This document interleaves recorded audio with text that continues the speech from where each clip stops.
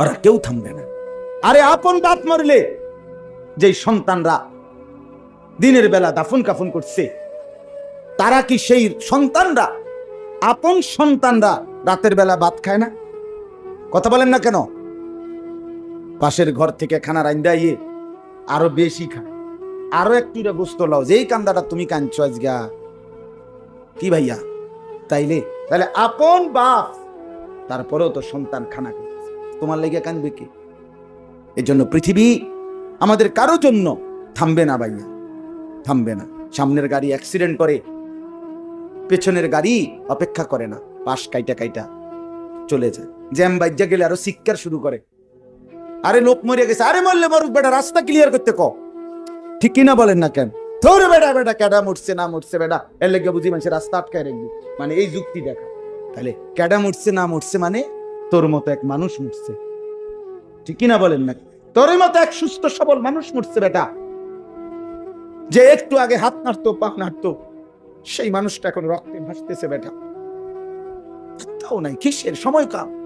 কার হাতে সময়? সবাই মেশিনের মতো, যন্ত্রের মতো দৌড়াইতেছে। রাস্তায় দেখেন না সিএনজি অটো কি করে সবাই, কারো হাতে সময় নেই, ঠিক কিনা বলেন? কে কাকে ঠেলিয়া যাবে, কারো হাতে সময় নেই, কে কার জন্য থামবে?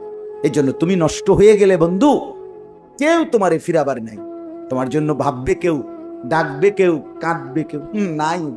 আরে আপন মা বাপের তো খবর নাই এখন আর। আপন বাপ সাইয়ার হইছে, দেখে তার ফুতে আজকে 6 বছর 9 বছর এক ওয়াক্ত নামাজ পড়ে না, এবারটা বয়ে বয়ে বিড়ি খায়, বন খায়, চা দিয়া ভিজাইয়া খায়। এবারটার মাইছো না সেইটার নামাজ পড়লে পড়ছে, না পড়লে রাতের ব্যাপার। বাবুরে টেহা দনে দিছে, টাকা দিলে খালাস। যদি সুতে টাকা দেয় বাপের কোনো অসন্তুষ্টি নেই, আর যদি টাকা না দেয় এবারটার গজবে আল্লাহর আরশ কাঁপে। ফুতের উপরে লানত দিতে দিতে, অভিশাপ দিতে দিতে শেষ। কারণ টাকা দেয় না, টাকা দেয় না, পুরা গ্রাম হাইটা হাইটা তখন মানুষের কাছে বদনাম, এই ফোলাগারে মানুষ করছি আমি, এই ফোলার লাইগা জীবন যৌবন শেষ করছি, 12 লাখ টাকা সুদে লইয়া তারে আমি নিজে বিদেশ পাঠাইছি। কত বড় নিয়ামতের কথা! বেশরম মানুষ সুদে টাকা লইয়া আবার মানুষের দ্বারে কও, এত বড় হারাম কইরা আবার কইতেছ, হ্যাঁ 12 লাখ টাকা দিয়ে ফোলা বিদেশ পাঠাইছি আমি, কিস্তি লইছি আমি, সুদে লইছি আমি, আর অন ফোলাগা একটা টাকা দেয় না। তার মানে সম্পর্কটা হয়ে গেছে এখন টাকা পয়সার ভিত্তিতে। আখিরাত কোথায়? আখিরাত কোথায়? আমার মা বলছিলেন, আজীবন আমার আব্বা বলতেন, আলহামদুলিল্লাহ আমার আব্বা, আমরা 5 ভাই মাদ্রাসায় পড়ছি, 5 ভাই আলেম হয়েছি। আব্বা জীবন আজীবন বলতেন, আমার স্বপ্ন আমার ছেলেরা 5 জন আলেম হবে, আমার কবরের পাশে চারদিকে আমার ছেলেরাই দাঁড়াবে। এই বছর আমরা ঈদের পরে, ঈদের 2 দিন পরে বাবার কবরের সামনে মসজিদে গ্রামে মাহফিল করছি, আমি বয়ান করছি, আমার বড় ভাই বয়ান করছে, আমার ছোট ভাই বয়ান করছে, আমার আব্বার, আমরা 5 ভাই 3 বোন, আমাদের ছেলে মেয়ে মিলে, আর আমার মা বাইচা আছে, আমরা মোট 45 জন। আমার বাবার বংশ, মা সহ, মা ছাড়া 44 জন, মা একজন, 45 জন, একের গুণা 45 জন, 48, আলহামদুলিল্লাহ। একেবারে 45 জনের ছোট বাচ্চাটাও, একবারে 2.5 বছরের বাচ্চাটাও আলহামদুলিল্লাহ আল্লাহর নাম বলতে পারে। 2.5 বছরের মেয়েটাও ওই মজলিসে গেছে, আমাদের সবচেয়ে ছোট, সেও মাথায় হিজাব ছিল, আল্লাহর নাম রাখছে। দাদা ভাইয়ের কবরে দাঁড়াইছে, নানার কবরে দাঁড়াইছে। এই জন্য বললাম বাপ, মা বাপদেরকে অনুরোধ করি সন্তানের প্রতি কদর করেন, সবাই মিলে ফিকির করেন, দেখেন আয়াতের তর্জমাটা শুনেন, তাইলে কথা শেষ। আল্লাহ তাআলা বলেন 25 নম্বর পারা কোরআনুল কারীমের 43 নম্বর সূরা, সূরাটার, এই সূরার 7টা আয়াত, ব্যাখ্যা লাগবে না, শুধু তর্জমা শুনুন, তাইলেই বুঝবেন। আল্লাহ বলেন 74 নম্বর আয়াত থেকে পড়ছি, ইন্নাল মুজরিমিনা ফি আযাবি জাহান্নামা খালিদুন। আল্লাহ তাআলা বলে নিশ্চয়ই পাপীরা জাহান্নামের আযাবে চিরস্থায়ী থাকবে। ইন্নাল মুজরিমিনা ফি আযাবি জাহান্নামা খালিদুন। নিশ্চয়ই পাপীরা জাহান্নামের আযাবে চিরস্থায়ী থাকবে। কতদিন? কতদিন? এবার আল্লাহ আবার ব্যাখ্যা করে বলে, বান্দা বুঝেছো? লা ইউফাত্তারু আনহুম, এক সেকেন্ডের জন্য বিরতি দেওয়া হবে না। জাহান্নামী চিৎকার করে বলবে, মাওলা আমারে মৃত্যু দিয়ে দেন। আল্লাহ বলবে না। জাহান্নামী বলবে, আল্লাহ একটু সময়ের বিরতি দেন, 10টা মিনিটের বিরতি দেন মাওলা। 24 ঘন্টার আগুন, আমারে 10টা মিনিট একটু আলগা থাকতে দেন, আমি যে আর পারছি না মাওলা, এতটা ভীষণ আযাব আমি যে আর সইতে পারছি না মাওলা, আর পারছি না, আর পারছি না। লা ইউফাত্তারু আনহুম, আল্লাহ বলেন এক সেকেন্ডের জন্য জাহান্নামের আযাব, আগুন বিরতি দেয়া হবে না। ফাতরাত মানে কি নাই? বিরতি। অহুম ফীহি মুবলিসুন, এরপরে আল্লাহ বলেন জাহান্নামী এই দীর্ঘ 24 ঘন্টা অনন্তকাল আযাবের মধ্যে থাকবে। কেমনে থাকবে? মুবলিসুন, বিষণ্ণ হয়ে, উদাস মনে।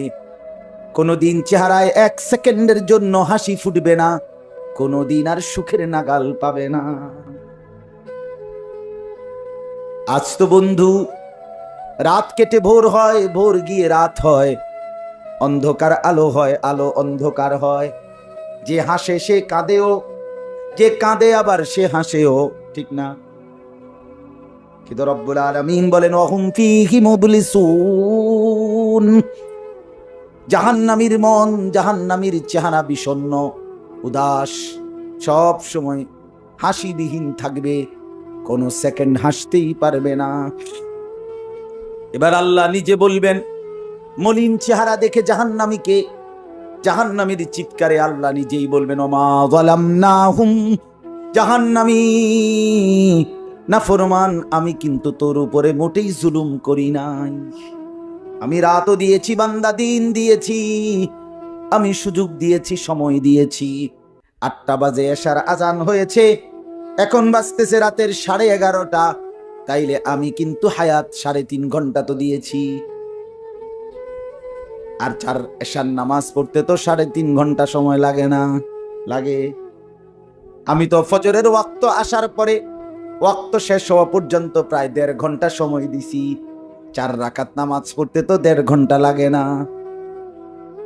আমি তো জোহরের আজান হওয়ার পরে জোহরের ওয়াক্ত প্রায় 2.5 ঘন্টা, 2 ঘন্টা তো দিয়েছি। জোহরের নামাজ পড়তে তো বান্দা 2.5 ঘন্টা লাগতো না? হ্যাঁ। আসরের নামাজ 4 রাকাত নামাজ পড়তে তো 1.5 ঘন্টা লাগে না? তাহলে বলো না বান্দা আমি কি কোনো জুলুম করেছি কিনা বলো? ওমা যালামনাহুম, আমি বান্দা নাফরমান, আমি কিন্তু তোমাদের উপরে, তাদের উপরে জুলুম করি নাই। ওয়ালাকিন কানু হুমুজ জালিমিন, আল্লাহ বলে বরং নাফরমান জাহান্নামী তুই নিজেই নিজের উপরে জুলুম করেছিস। তুই আমার রাতকে গান বাদ্য আর সিনেমার নর্তকীর নাচ গান আর উলঙ্গ ছবিতে শেষ করে দিয়েছিস। তুই আমার দিনকে গুনাহ, সুদ, ঘুষ আর অবৈধ উপার্জনের পিছনে শেষ করে দিয়েছিস, নিজেই জুলুম। এবার শুনেন, এবার আল্লাহ তাআলা বলে জাহান্নামী, এবার শুনেন আল্লাহ যখন এটা বলবে, জাহান্নামী এই ভীষণ আযাবে একটা বিরতি নাই। এইবার জাহান্নামের ফেরেশতাকে ডাকবে। জাহান্নামের দায়িত্বে প্রধান যেই ফেরেশতা, ওনার নাম মালিক। ওনার নাম কি? মালিক ফেরেশতা। এই কোরআনে ওনার নাম ডাইরেক্ট এখানে আছে। জাহান্নামী বলবে ওয়ানা দাউয়া মালিক লিয়াকদি আলাইনা রাব্বুক। ওহো, আল্লাহ বলে জাহান্নামীরা, জাহান্নামের ফেরেশতা মালিককে ডাক দিবে, ইয়া মালিক, হে মালিক শোনো না, ফেরেশতা একটু শোনো না। লিয়াকদি আলাইনা রাব্বুক, ফেরেশতাকে বলবে, ফেরেশতা তোমার রব, তোমার আল্লাহকে একটু বলো না এমন কষ্টের আযাব না দিয়ে আমারে চিরতরে একবারে শেষ করে দিতে, আমি যে আর পারছি না। লিয়াকদি আলাইনা রাব্বুক, বলো না ফেরেশতা, তোমার মাওলাকে বলো না, তোমার রবকে বলো না আমার একদম শেষ করে দিতে, আমার মৃত্যু দিয়ে দিতে। আমি যে আর পারছি না, কেমনে সইব এত গরম, কেমনে সইব এত আযাব। ফেরেশতা তখন বলবে ক্বালা ইন্নাকুম মাকিসুন। ফেরেশতা বলবে না, নাফরমান পাপী, এই জাহান্নামী তোকে অপেক্ষা করতে হবে, মৃত্যু হবে না। আল্লাহ বলবেন লাকাদ জিনাকুম বিল হক, আমি তো বান্দা সত্যের বাণী, সঠিক বাণী বারবার তোমার কাছে নিয়ে এসেছিলাম। একবার বেলায়েতুল্লাহ বলছে, একবার আনিসুর রহমান বলছে, বারবার বারবার বারবার আমার কত বান্দা দিয়ে, কত ইমাম, কত খতিব, কত আলেম, কত বুজুর্গ দিয়ে আমি তো সত্যের বাণী, কোরআনের বাণী, এই জাহান্নামের কথা বারবার তোর কাছে বলাইছিলাম বান্দা। ওয়ালাকিন্না আকসারাকুম লিল হাক্কি কারিহুন, কিন্তু তোমরা তো অধিকাংশই আমার সত্যের আহ্বান, আমার কোরআনের আহ্বানকে অপছন্দ করেছো। পাত্তা দিছ না, এত বাদ দিছ হুজুর লাইতান কই বই মাতিস তাই আছে না এমন ব্যর্থ মিজলো কথা বলে না। অনেক বুড়া মানুষও আছে, মেয়ে অনেক বুড়া মানুষ। আর রাখো হুজুররা যত পায় এত না, কিছু কইতে লাগলে বাড়াইও কয় বেড়া হুজুররা বেড়া, কথা বলেন না কেন? হ্যাঁ, আরে রাখ বেড়া, আল্লাহ ভরসা বেড়া, আল্লাহ ভরসা কিতা, আল্লাহ ভরসা কিতা মানে আল্লাহ কি, আল্লাহ কি হিসেবে ভরসা আমি এটা বুঝাইয়া কর। আল্লাহ বলছে বান্দা তুমি বিড়ি খাইতে থাকো আমি ভরসা, হ্যাঁ এমনি আল্লাহ কইছে নাকি? তুমি টেলিভিশনে নাচ গান প্রত্যেক দিন বিকালে নর্তকী দেখো আমি ভরসা, এটা নিয়ে আল্লাহ কইছে। তো আপনি কিতা কইলেন কি আল্লাহ ভরসা কিতা, কি বুঝাইতে চাইলেন? হ্যাঁ, আল্লাহ ভরসা মানে কি? মানে আপনি গুনার উপরে মৃত্যু পর্যন্ত টিকে থাকবেন আর আল্লাহ ভরসা, এটাই না? নবী সাল্লাল্লাহু আলাইহি সাল্লাম সুপারিশ করবেন মানে কি? নবীজি সুপারিশ করবেন এই কথার অর্থ কি? এই কথার অর্থ এই যে উম্মত তুমি বিড়ি, সিগারেট, মদ, জুয়া, চুরি, ডাকাতি, জিনা, ব্যভিচার, নাচ গান, সুদ, ঘুষ তোমার যে দুর্শল্যে কুলায় মৃত্যু পর্যন্ত, শেষ মুহূর্ত পর্যন্ত তুমি করতে থাকো, আমি সুপারিশ করে করে তোমার বেহেশতে দিব, এই তো অর্থ না? তো কি তা আপনি বলেন আমারে কি আসলে কি? আরে মুসলমান খুব বেশি খামখেয়ালি, খুব বেশি, খুব বেশি খামখেয়ালি। এবার দেখেন একটা শক্ত কথা আল্লাহ বলছে, আম আবরামু আমরান ফাইন্না মুবরিমুন। আল্লাহ বলে জালেমরা, পাপীরা, তোরা আমার আযাব থেকে বাঁচবার কোনো ব্যবস্থা করেছো কিনা তোমরা ঠিক করো।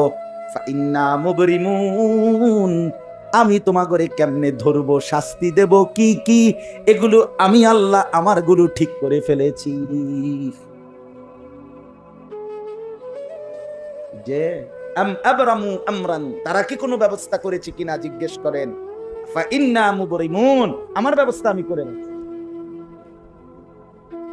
বুঝেন নাই কথাটা? আল্লাহ বলেন আমার শাস্তি দেব কি কি, আমার আযাব দেব কি কি, আমি সব ঠিক করে রাখছি জাহান্নামে। তুমি বান্দা বাঁচবা কেমনে তোমারটা তুমি ঠিক করছো কিনা বলো। এবার শেষ আয়াত, আম ইয়াহসাবুনা আন্না লা নাসমাউ সিররাহুম ওয়া নাজওয়াহুম। আল্লাহ বলে নাফরমান পাপীরা, জালেমরা, দুশমনরা মনে করে আমি তাদের গোপন কথা, অন্ধকারের গোপন পরামর্শ, একেবারে চুপচাপ নিরিবিলি কথাগুলো আমি শুনতে পাই না। কারণ ইয়ারফোন লাগাই রাখছে না, শুনবো কেন? মা কানের মধ্যে দুইটা বল্টু লাগাইলে তার আল্লাহ শুনে না, কথা কয় না। হ্যাঁ, আল্লাহ আল্লাহ জিজ্ঞেস করছে তুমি এই ভাবছো না, তুমি যে কানের মধ্যে গান শুনবার টাইমে ইয়ারফোনের বল্টু লাগাইয়া রাখো, তুমি মনে করছো না ফরমান মাইনসে না শুনে না, তো মাইনসে যখন শুনে না আমিও শুনি না নাকি? জবাব দেন।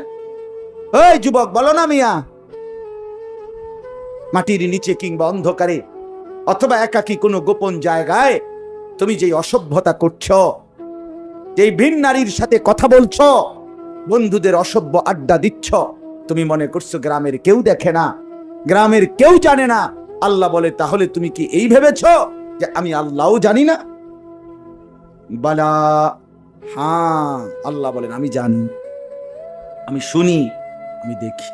আর ওয়ারুসুলুনা লাদাইহিম ইয়াকতুবুন, আমার পক্ষ থেকে মনোনীত ফেরেশতা ডান কাঁধে বাম কাঁধে, তারা কিন্তু সাথে সাথে 24 ঘন্টা ইয়াকতুবুন, লিখতেছে লিখতেছে লিখতেছে কি না বলেন?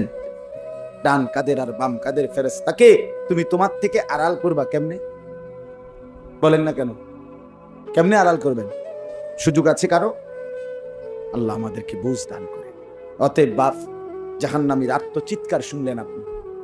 জাহান্নামী আল্লাহকে ডাকবে, জাহান্নামী ফেরেশতাকে ডাকবে, জাহান্নামী একটু আযাবের হালকা করতে চাইবে, জাহান্নামী মৃত্যু কামনা করবে, জাহান্নামী কত ভাবে যে বাঁচতে চাইবে, কিন্তু কসম আল্লাহ বাঁচতে পারবে না। এই জন্য দয়া করে রাত গভীরে মেহেরবানি করে চলেন প্রত্যেকেই, ইনশাআল্লাহ সিদ্ধান্ত নিন।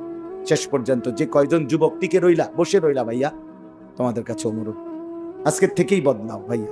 আগামী দিনে মুসলমানের জন্য, ইসলামের জন্য খুব বেশি যুবকের দরকার। তোমরা না আগাইলে, তোমরা না ফিকির করলে আগামী দিনে ইসলামের জন্য লড়বে কে বল? সারা পৃথিবী ইসরায়েলের ইয়াহুদীদের জুলুম অত্যাচার এখনো তো শেষ হয়নি। সেই গত বছর অক্টোবর মাসে ফিলিস্তিনের মুসলমানদের উপরে বোম্বিং অত্যাচার শুরু হয়েছে। অক্টোবর, নভেম্বর, ডিসেম্বর, জানুয়ারি, ফেব্রুয়ারি, মার্চ, এপ্রিল, আজকে 7 মাস চলতেছে, এখনো বন্ধ হয়। আজকে 7 মাস যে মানুষগুলো, যাদের কোনো ঠিকানা নাই, নারী, পুরুষ, বাচ্চা, কোলের বাচ্চা, বলেন ভাইয়া 7 মাস তারা কি পরিমাণ মানবেতর জীবন যাপন করতেছে। এই রমজানেও ফিলিস্তিনের মাসুম বাচ্চা খাবারের অভাবে, ইফতারের অভাবে ঘাস চাবাইছে। এটাও তো ছবি আসছে, ঘাস চাবাইছে। আমার বাচ্চাটা 2.5 বছর, একটা মেয়ে আমার সাথেই ঘুমায় রাত্রে, প্রায় সময় রাত্রে উঠা এই 2 ঘন্টা 2.5 ঘন্টা হঠাৎ উঠে, খাবো পানি খামো, পানি খামো। আমি সবসময় আমার বালিশের পাশে, খাটের পাশে পানি রাখি হেল লেগে। তাহলে আমার এই ছোট্ট মাসুম বাচ্চা যখন পানি চায়, আমি তাকে পানি দিই। ফিলিস্তিনের এই ছোট বাচ্চা যদি তার মার কাছে পানি চায়, সে মা কোত্থেকে পানি দিবে? হ্যাঁ, আমার ছেলেটা 6 বছর 7 বছরের, ওরা দুইজন, এই ছোট মেয়েটা আর এই ছেলেটা সারাক্ষণ বাসায় এই একবার এটা খাই, ওইটা খামো, ওইটা খামো, ওইটা খামো। আমার এই কত সময় ফোন দিয়ে, আবু এটা আইনেন, ওইটা আইনেন। ওই দিন রাতের বাজে 1টা 1:30, আবু মালটা আইনেন। আমি 1 কেজি মালটার জন্য 3 বাজারে গেছি, রাতের বাজে গেছে 1:30 2টা, কোথাও দোকান খোলা নাই। আমি দেখলাম বাসায় আমার ছেলেটাও মেয়েটাও, এই ছোট, কসম আল্লাহ, আমি গেট খুলছি, দরজা আমার জন্য দৌড়ে দাঁড়ায় আছে, মালটা আনছি না। আমি জড়ায় ধরে বললাম যে আব্বা কোথাও পাই নাই, একটা দোকানও খোলা নাই। মানে আমি তো জানি সকালে আনতে পারবো, ঠিক না, শুধু রাতে আনতে পারি নাই, এটাই আমার কাছে এতটা কষ্ট লাগছে। তো যেই বাবা, যেই মা ওই মাসুম বাচ্চাদেরকে আজকে 7 মাস খাবার দিতে পারে না, ওই বাচ্চাটা কি, ওই বাবার কলিজার কি হালাত?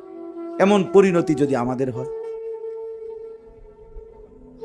এমন পরিণতি যদি তোমার ছেলের বেলায় হয়, বলো যুবক, তোমার বিয়ের পরে থেকে যদি শুরু হয়, তোমার বাচ্চা হওয়ার পর থেকে যদি শুরু হয়, তখন কি হবে? এই জন্য আল্লাহকে নারাজ না করো, আল্লাহকে নারাজ না, দয়া করে ফিরতে চাই, আমরা ফেরাইতে চাই, নিয়ত করি ইনশাআল্লাহ। ঠিক আছে না? ইনশাআল্লাহ নতুন করে ভাবো, সবাই একসাথে ভাবা পারবা না। যে যুবকদের ফিকির আছে, বুঝ আছে, দিমাগ আছে, তুমি নামাজ পড়ো, ইনশাআল্লাহ ভালো হবে। তুমি মোবাইল প্রয়োজনে ব্যবহার করো, যার যেটুকু প্রয়োজন এটুকুই বলো। শুধু শুধু নারীর ছবি, নাচ, গান, অস্থির দৃশ্য কোনো দরকার নাই। আর হিম্মত করে নামাজ, যে মরি বাসি, এত বেজ্জুতি কথা শোনার চাইতে, এত কষ্টের চাইতে, পরকালের অশান্তির চাইতে নামাজ পড়বো আমরা। দেখবেন ছেলেরা, তোমরাও হিম্মত করে শুরু করলে 5 ওয়াক্ত নামাজ ওষুধের মতোই মনে করো না, বিষ ওষুধ, তিতা ওষুধের মতো। দেখবা 1টা মাস যদি কেউ একটু জন্মা যে মরি বাসি নামাজ পড়মুই, কসম একসময় এটা মজাদার হয়ে যায়। সেজদা দিলে খুব মজা হয়, সেজদা দিলে বান্দা আল্লাহ পিঠে মাথায় আদর করে হাত বুলায় দেয়, খুব আদর করে। আল্লাহ পাক খুশি, বান্দাকে কোলে তুলে নেয়, আদর করে। এই জন্য আমরা দয়া করে ইনশাআল্লাহ নামাজ পড়ি। পর্দার আড়ালের মা বোন যারা আছে, মা আপনি যদি বেপর্দা হন, আপনিও শেষ হইলেন, এলাকার ছেলেগুলোকেও নষ্ট করলেন। একজন বেপর্দা নারী শুধু নিজে গুনাহগার, সে অসংখ্য মানুষকে পাপে অংশগ্রহণ করায়। এই জন্য একজন বেপর্দা নারী সে সরাসরি জাহান্নামের ফেরিওয়ালা। সে কিসের ফেরিওয়ালা? জাহান্নামের ফেরিওয়ালা। সে জাহান্নামের ফেরিওয়ালা, আগুনের ফেরিওয়ালা। কারণ সে তো তার রূপ যৌবন দেখাইতেছে, ফেরিওয়ালার মতো পিছনে পিছনে ডাকতেছে অসংখ্য যুবককে, দেখো আমাকে, বরবাদ করো নিজেকে, বরবাদ করো নিজের চরিত্র, বরবাদ করো নিজের কবর, বরবাদ করো নিজের আখিরাত। তাহলে সে গুনাহের ফেরিওয়ালা, সে জাহান্নামের ফেরিওয়ালা, সে অসভ্যতার ফেরিওয়ালা। এই জন্য একটি সমাজের মধ্যে সবচেয়ে নিকৃষ্ট বেপর্দা নারী, বেপর্দা নারী। আল্লাহ তাআলা আমাদের মা বোনদেরকেও হেফাজত। আজকের মাহফিল যে যুবকরা সাজাইছে, আল্লাহ তাআলা সমস্ত নওজোয়ানদেরকে কবুল করে। বাস্তবতা হইল আসলে 4-5 মাস, মেন শীত সিজন 4 মাস, 5 মাস। এখন 5 মাসে যদি 30 দিন করে হয়, তাহলে হলো 150 দিন। যদি প্রতিদিন 2টা করে মাহফিল দিতে হয়, দেওয়া যায়, তাহলে 300 মাহফিল মনে করেন। এখন মাহফিলের কাগজ আমার গাড়িতে এখনো আছে, মনে হয় কমপক্ষে 1,500-2,000 এটি আমি ফরে রয়েছে কাগজ, ব্যাগ ভরা এতটি কাগজ। আমি কি করতে পারি? কেমনে দাও, কিভাবে দাও এগুলো? আচ্ছা, সারা বাংলাদেশ তো নবীনগরকেই বলে, ঠিক না? বাংলাদেশ মানে তো নবীনগর। আপনি বলেন সারা দেশ থেকে এই মাহফিল নিয়ে কাবজাব, কত মানুষের আবেদন, অনুরোধ, কাকুতি মিনতি।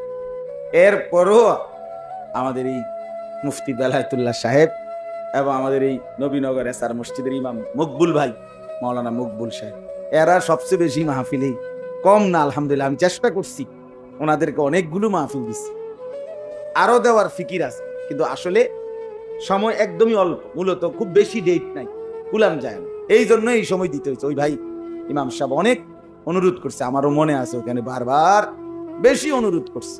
এই জন্য যাক, আল্লাহর দয়া আশা হয়েছে। আমিও আপনাদের জন্য দোয়া করি, আপনারাও আমার জন্য দোয়া করবেন।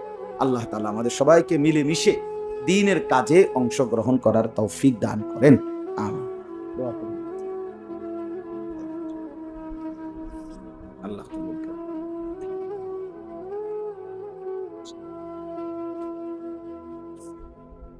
অনেক কষ্ট করে প্রবাসী যে বিদেশি ছেলেরা, আমি নিজ চোখে দেখি। এইবারও আমি উমরায় গেছি, যে রমজানে, এই রমজান আমি প্রবাসী ভাইদের রোমে রোমে গেছি, বয়ান করছি। 12 জন, 14 জন, 16 জন, 20 জনের রুমে হালাকা। এবার বেলা যে হালাকা কাকিয়া, ওখানে গিয়ে বয়ান করছি।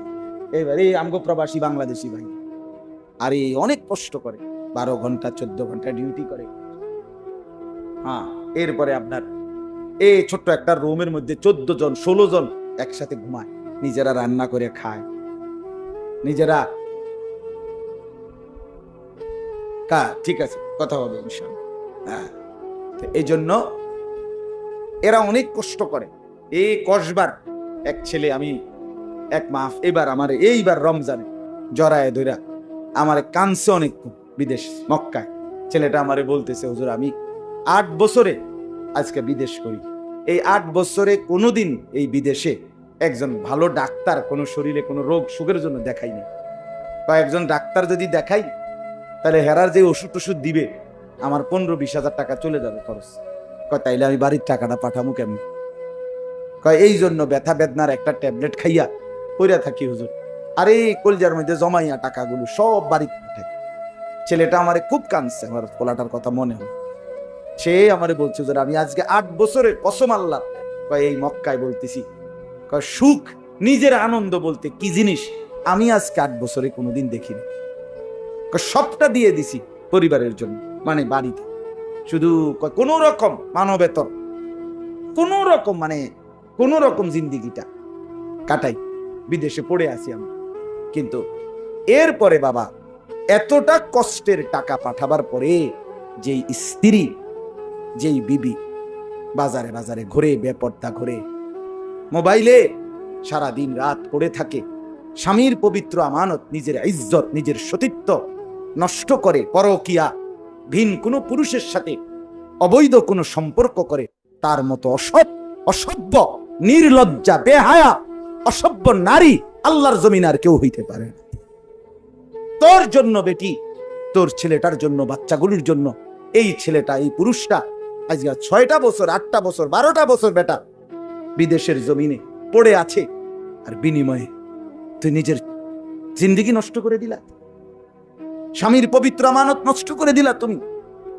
এই জন্য দয়া করে, আমার কথাটা যদি একটু শক্ত হয় মাফ করে দিয়ে আমার কিন্তু প্রবাসীর বিবিদেরকেও বলি, বোন, দয়া করে নিজের ইজ্জত, আব্রু, সতীত্ব, নিজের চরিত্রের হেফাজত কষ্ট করে হলেও, আপনার জন্য স্বামী বেচারা কষ্ট করে, আপনিও তার জন্য কষ্ট করেন, মিলেমিশে সবর করিলে, চরিত্রের হেফাজত করিলে একদিন দুইজনেই জান্নাতি হবে। ছেলেরা যারা তোমাদের বাপ বিদেশ, তোমরাও ভাইয়া একটাবার দেখে আইসো কি কষ্ট করে। এই জন্য দয়া করে কষ্টের এই রক্ত পানি করা টাকা শুধু শুধু মোবাইল টিপ্পা, উলঙ্গ ছবি দেখা, নর্তকীর নাচ গান দেখে ভাইয়া নষ্ট করুন। এত বড় জুলুম বাপের উপরে কইরন, আল্লাহ সইবে না। এত বড় জুলুম কইরন, একদিন তুমি কষ্ট পাই, একদিন তোমার উপরে এই মুসিবত আসবে। আল্লাহ আমাদের ছেলেদেরকেও হেফাজত করে। মসজিদের কাজ আমি নিজেও দেখছি, আলহামদুলিল্লাহ মসজিদের কাজ চলতেছে। দয়া করে সবাই মিলে মসজিদের দিল খুলে দান করবেন। মনে রাখবেন, হাদিসের মধ্যে আছে, আল্লাহ নবী সাল্লাল্লাহু আলাইহি সাল্লাম বলছেন, ইসরাফিল যখন ফু দিবে কিয়ামতের দিন, সব কিছু ধ্বংস হবে, হবে কিনা কথা বলেন না, ইল্লাল মাসাজিদ। নবীজি বলছে মসজিদ ব্যতীত। ইসরাফিল ফু দিলে আসমান, জমিন, চন্দ্র, সূর্য, ঘর বাড়ি, দালান, বিল্ডিং, পাহাড়, নদী সব চুরমার হয়ে যাবে, মসজিদ ভাঙবে না। বোতলে মসজিদ কি হবে? এক মসজিদ আরেক মসজিদের সাথে লাগবে, মিশবে আর কি, মিশা সব মসজিদ কাবা ঘরের সাথে মিলবে, একসাথে আল্লাহর ঘর কাবা সহ একসাথে সবগুলো জান্নাতে চলে যাবে। এরপরে এই জন্য মসজিদের দান যে করলেন, আপনি মসজিদে টাকা পয়সা দান করলেন, যে এই মসজিদ আপনি বেশ দিকে দেখবেন, আর আমরা গ্রামের মসজিদ